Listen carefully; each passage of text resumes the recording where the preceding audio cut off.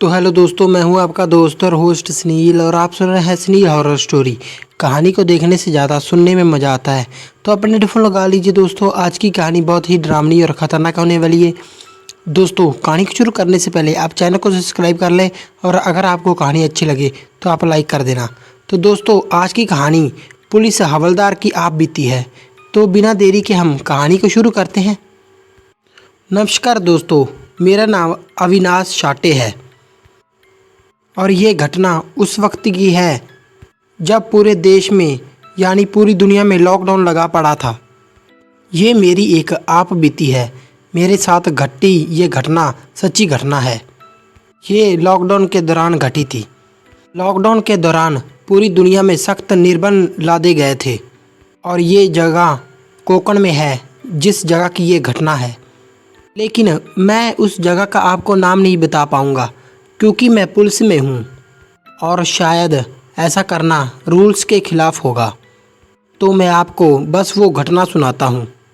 उस रात मेरी ड्यूटी पुलिस स्टेशन में लगी थी।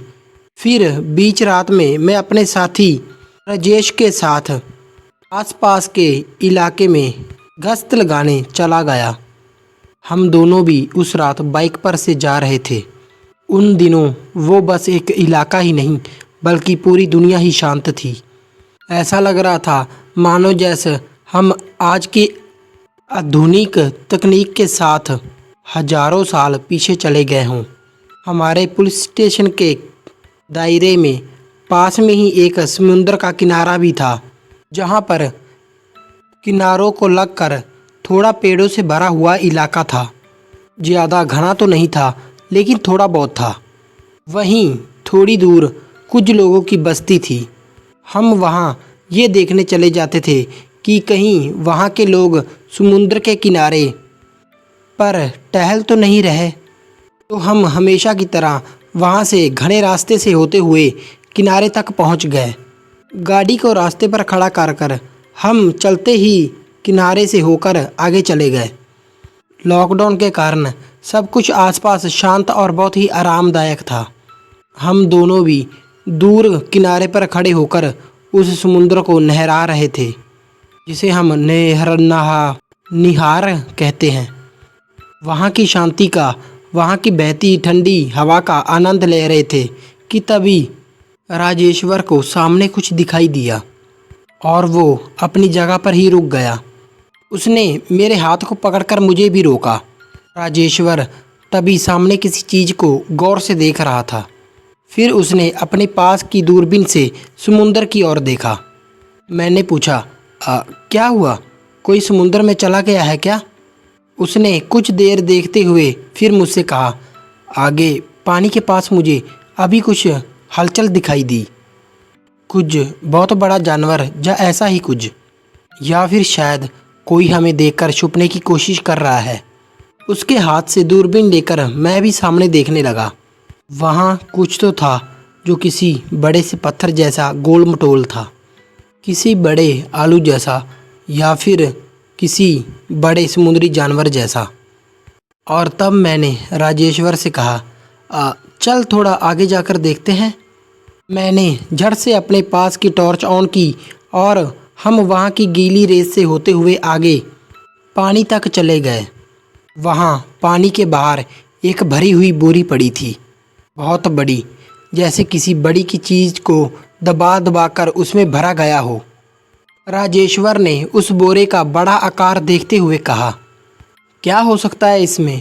हम दोनों को भी शक था कि उसमें कोई ना कोई लाश होगी। मैंने डंडे से उस बोरी को दबाकर देखा और कहा, पता नहीं, कुछ ठोस सा है और नरम सा भी लग रहा है। तब राजेश्वर ने भी अपने पास से डंडे से उसने बोरी को दबाकर देखा। कहीं इसमें किसी की लाश तो नहीं? उसने जैसे मेरी मन की बात जान ली थी और उसकी बात सुनकर मैंने भी फिर डंडे से बोरी को 3-4 बार अलग अलग दबाकर देखा जगह पर। लग तो ऐसा ही कुछ रहा है। हम दोनों फिर उस बोरी को चारों ओर से देखने लगे, कहीं उस पर कोई खून या कोई निशान तो नहीं। पर उस बोरे पर वैसा कुछ भी नहीं था। जिस तरह से वो बोरा फूला हुआ था, लग तो यही रहा था कि उसमें कोई ना कोई लाश है, और वो लाश पानी में फूलकर बोरे के साथ पानी से बाहर आ गई है। राजेश्वर ने फिर थोड़ी हिम्मत कर कर उस बोरे को कान लगाकर और सूंघकर देखने की कोशिश की कि उसमें क्या हो सकता है। फिर उठकर खड़े होते हुए उसने कहा, जहाँ तक मेरा अंदाज़ा है इसमें लाश ही है। मैंने भी फिर थोड़ा ऊपरी ऊपर टटोलते हुए कहा, फिर तो हमें कंट्रोल को रिपोर्ट करना चाहिए। राजेश ने मेरे चेहरे पर बैटरी का प्रकाश फेंकते हुए कहा, हाँ, लेकिन पहले खुद तो तसल्ली कर लें। और उसने उस बोरे को खींचकर पानी से दूर ले जाने की कोशिश की। उससे वो बोरा थोड़ा सा भी नहीं हिला। फिर उसने मेरी ओर देखते हुए बोरे को खींचने का इशारा किया। फिर हम दोनों भी उस बोरे को खींचते हुए लहरों से दूर लेकर चले गए। वैसे वो जो भी था बहुत ही भारी था। कुछ 20 कदम दूर जाने में ही हमारी जान निकल गई। राजेश्वर ने फिर उसे एक नज़र टटोल कर देखा। अब तक हमें इतना तो विश्वास हो गया था कि उस बोरे में जो भी है कि वो सजीव नहीं है, और अगर सजीव है तो वो जिंदा नहीं है, क्योंकि इतनी देर में उसमें जरा सी भी हलचल नहीं हुई थी। फिर मैंने अपनी जेब से कटर निकाली और अपने पास की कटर को राजेश के हाथ में थमा दिया। उसने कटर के सहारे बोरे को ऊपरी ऊपरी उधेड़ना शुरू कर दिया। उस दौरान बोरा एकदम से खुल गया और बोरे से अंदर से फूला हुआ आधा शरीर भग से बाहर निकल आया। हम दोनों भी घबराकर पीछे हट गए। एक बहुत ही तेज और गंदी बदबू हमारे नाक में चली गई थी। उस लाश के दोनों हाथ छाती की तरफ थे, आंखें बंद थी, चेहरा और नाक एकदम सीधी थी।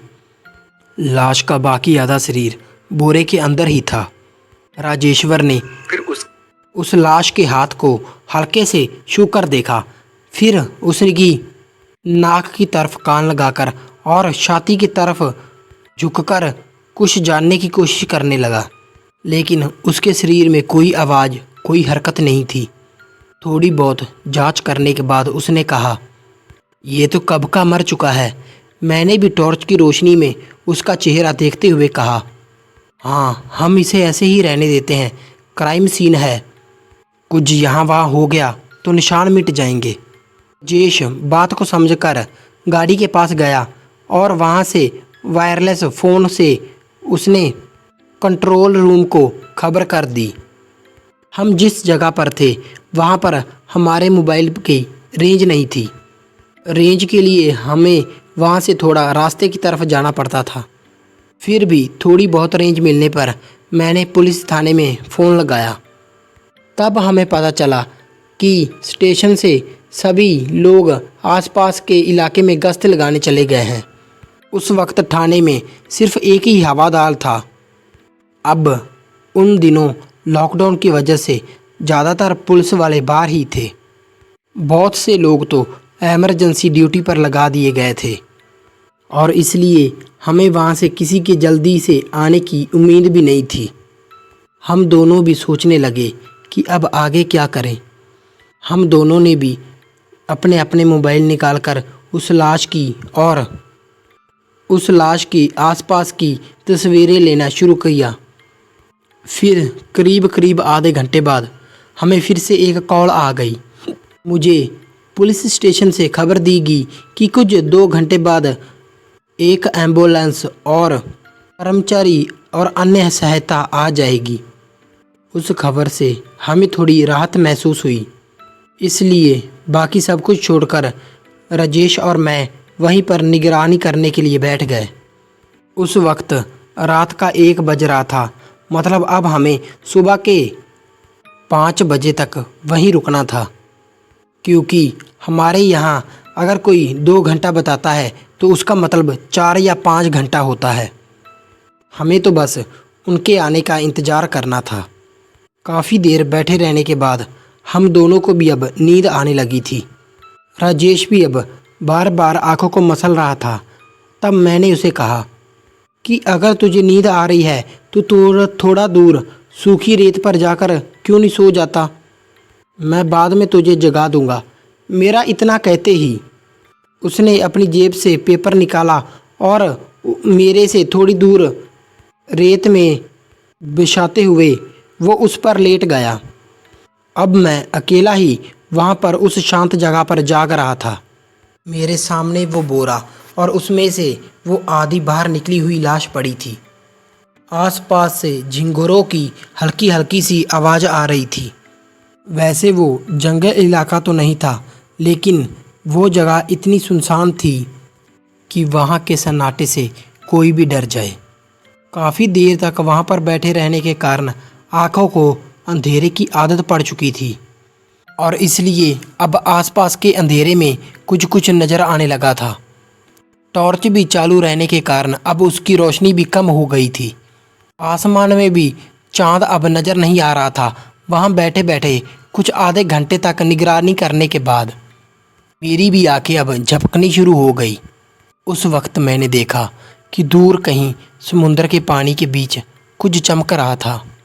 मैंने बैठे बैठे ही वहाँ से दूर अंधेरे में देखने की कोशिश की कि तभी उस लाश में से किसी तरह की हरकत हुई। मैं तभी थोड़ा चौकन्ना होकर संभल कर बैठ गया। मैंने टॉर्च की कम रोशनी उस तरफ मारते हुए गौर से देखने की कोशिश की। उस लाश की गर्दन हिल रही थी। वो देखकर मेरे तो जैसे होश उड़ गए।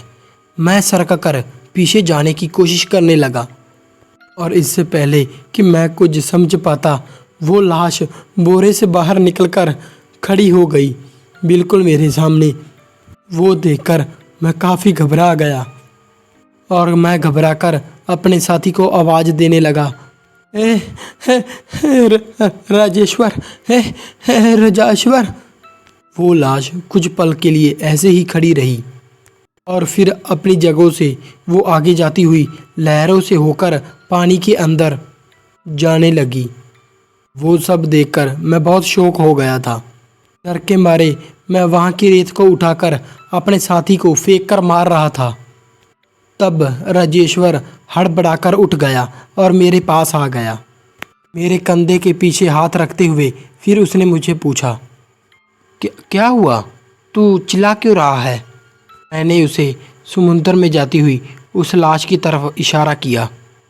उसने सबसे पहले तो बोरे को देखा।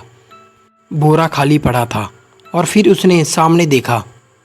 सामने वो लाश समुद्र की लहरों के बीच से पानी के अंदर जा रही थी।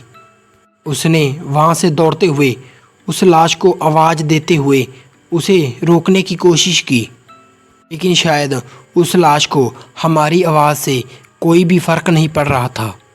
हम दोनों दौड़कर वहाँ तक जाते तब तक वो लाश पानी के अंदर काफ़ी चली गई थी। वो पूरी तरह से डूब चुकी थी और हम दोनों लहरों से दूर होकर उसे खड़े हुए बस देखते रह गए। कुछ 1 मिनट में वहाँ से सब कुछ गायब हो गया। अभी कुछ देर पहले जो लाश हमारे सामने पड़ी थी, वही लाश हमारी आंखों के सामने से चलते हुए समंदर के पानी के अंदर चली गई थी।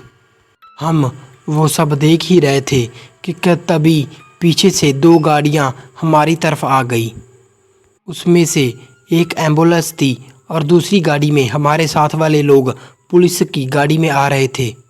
उनके वहाँ आने में राजेश और मैंने, हम दोनों ने जो भी वहाँ पर देखा था वो उन्हें सब बताया, पर वहाँ पर कुछ ना पाकर वो सब हमें चिढ़ाने लगे। हमने उन्हें कहा कि वो लाश एक बोरे में थी, लेकिन सच तो ये था कि वहाँ से वो बोरा भी गायब हो चुका था। फिर हमें याद आया कि हमने उस लाश की कुछ तस्वीरें ली थी, लेकिन सबसे ज़्यादा चौंका देने वाली बात ये थी कि हमारे मोबाइल में लाश की एक तस्वीर भी नहीं थी। सारी तस्वीरों में बस रेत ही रेत थी। उस वक्त हम दोनों का भी बहुत मजाक उड़ाया गया। वैसे तो उस बात पर कोई जांच नहीं हुई, क्योंकि जांच करने के लिए वहाँ कुछ भी नहीं था और ना ही अगले कुछ दिनों में किसी की गुम हो जाने की कंप्लेंट हुई थी, तो इसलिए उस चीज़ को ढूंढना भी बेकार था। तब कुछ दिनों बाद हमारे एक साथी ने हमें बताया कि जिस रात हम वहाँ गश्त लगा रहे थे वो अमावस की रात थी, और अमावस की रात ऐसा कोई बुरा अनुभव होना एक अजीब बात बिल्कुल भी नहीं है। हमारे पास तो कोई सबूत नहीं था, कोई चीज़ नहीं थी जिससे हम साबित कर सकें कि हमने एक जिंदा लाश को देखा था, और वो लाश हमारी आंखों के सामने से चलती हुई पानी में गायब हो गई थी। तो दोस्तों, आज की कहानी यहीं पर ख़त्म होती है। तो कैसी लगी आपको कहानी, लाइक शेयर कमेंट करके ज़रूर बताना, और चैनल को ज़रूर सब्सक्राइब कर लेना। आपके कोई दोस्त को भी कहानी अगर सुनने का शौक़ है तो आप अपने दोस्त को शेयर ज़रूर करना, और कमेंटों में बताना आगे वाली कहानी कौन सी चाहिए। मैं आपके सारे कमेंट पढ़ता हूँ। तो मिलते हैं इसी डरावनी और ख़तरनाक कहानी में, तब तक के लिए धन्यवाद।